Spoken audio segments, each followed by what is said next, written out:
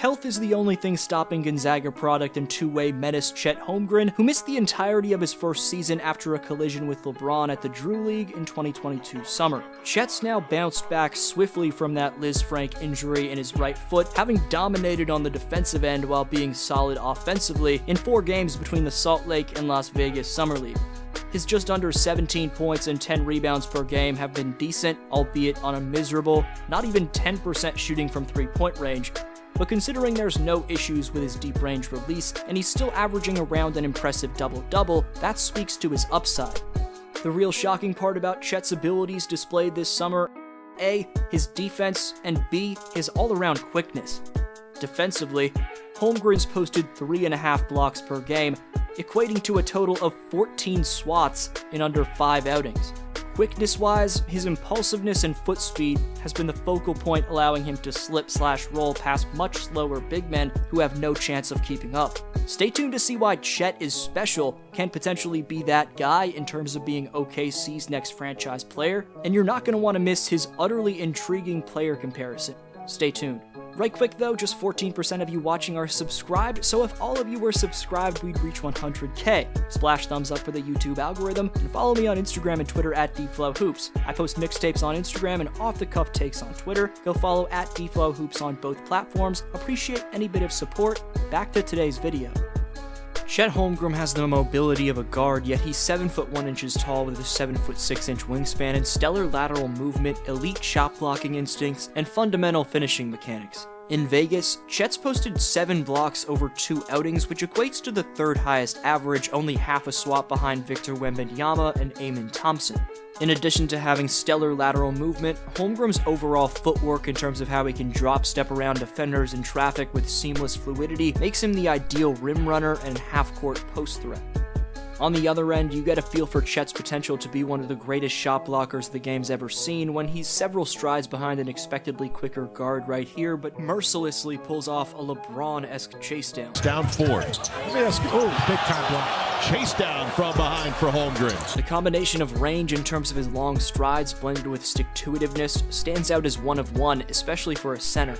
More blending of ground coverage and timing, this time in the half-court where he plants his lead foot just inside the foul line to complete an elusive hedge in drop coverage, then cuts off the passing lane as an illusion to force the errant drive, before utilizing his 9 foot 6 inch standing reach and natural precision to block the shot off of the attacker.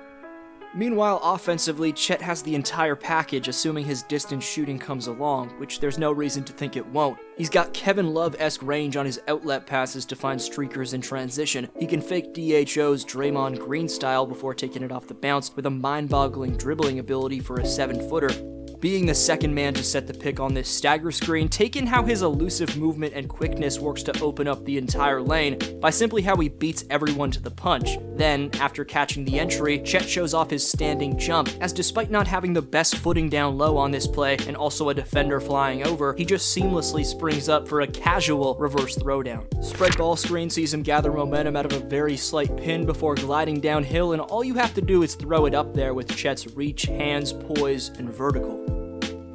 Last time was the slight pin into a roll. This time Chet shows you he can set a pretty mean big body for a lanky boy. He tow trucks the victim out of the way, flies to the rim yet again to open the lane, and with Indiana being incapable of picking him up, a nasty mid-air leaning back one-handed oop finish commences. Here's a little bit of his freakishly intriguing Kevin Durant type upside as he crosses the timeline as the point center maintains control off the bounce after a bump from his defender, then steps back and transitions into his perfectly fundamental release. More elite stretch big / general modern day big man potential right here after he catches it at the top of the arc, pump fakes to draw gravity, and the composure in his handle to attack swiftly to his offhand is damn polished, in addition to his offhand finishing. Chet only had 10 points in the game breakdown that we're looking at, but saucy moving crosses leading to nasty tween spin and up fake maneuvers as such made it feel like a 20-piece.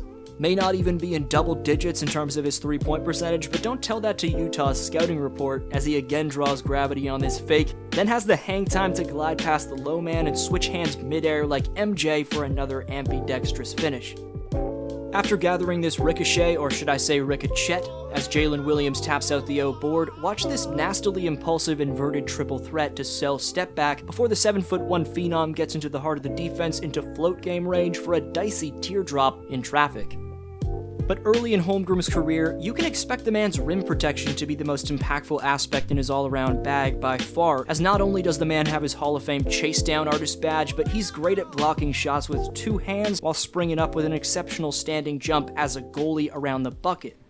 You can just kind of sense there's something special happening in Oklahoma with all the young talent they have already in place and on the way. Whether it's having a superstar like Shai, a Rookie of the Year contender like the other Jalen Williams, or a playmaking Hogwarts-esque wizard in Josh Giddey, the team's vibrant up-and-coming core is definitively stacked. Not to mention the fact they have an absolutely insane 35 draft picks over merely the next 7 years. However, with Holmgren, as this man can do just about everything on a basketball court, but he's yet to even come close to displaying his full potential. While he's only made 1 of his 11 triples throughout the entirety of Summer League, as I said in the intro, his release is not an issue, and in spite of that lack of shooting, the fact that he's 14th among all players in points per game in Las Vegas is interesting considering that deep range shot can come a long way.